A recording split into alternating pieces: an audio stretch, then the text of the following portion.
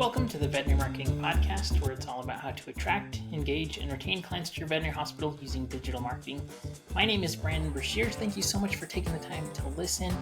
In today's episode, which is a quick in-between episode, we're going to be talking about one of the most important principles when it comes to framing offers, doing any kind of copywriting. It helps you to get better response. We're going to talk about it. It's a principle called loss aversion. Before we begin, just a couple things. First, if you haven't done so already, be sure to subscribe on iTunes, Spotify, wherever you listen to the podcast at. Be sure to subscribe.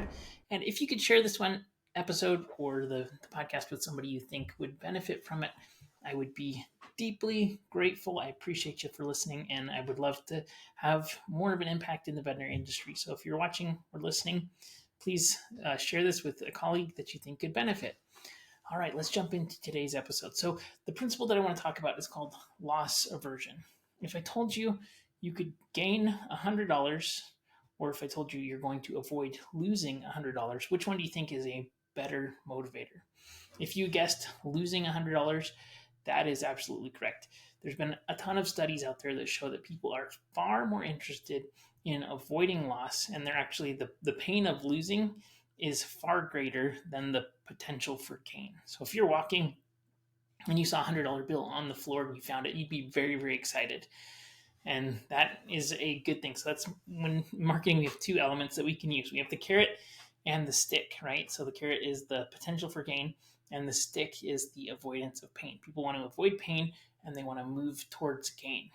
So if you lost $100 though, the pain of losing that $100 would be almost double the pleasure of finding the $100.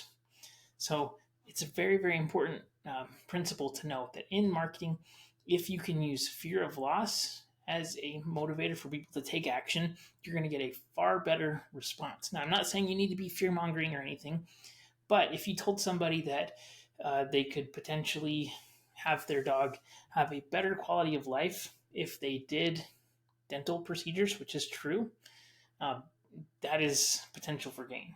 And so if you frame it in the way of, if you don't do dental treatments, your dog's going to lose all their teeth and they're going to be able to not eat at the end of their life comfortably.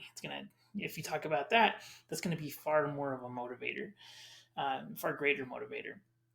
So it's important to use both of those things in balance. Most people will only take action if they are, or they'll take action much more quickly if they fear losing something. So think about that. And you can use both of those in conjunction, right? So talk about fear of loss and then potential for gain. And there's actually three levers that I like to use. So one is the gain lever, which here's what you could get. The logic lever, here's why that's important. And people like to rationalize their emotional decisions. And then the fear lever. If you don't do this, here's what's going to happen and how you're going to miss out. So use those three things in combination. And if you can add a little bit of sprinkle of status on top of it, that's even better, right? So it's not like you have to use only one of these things.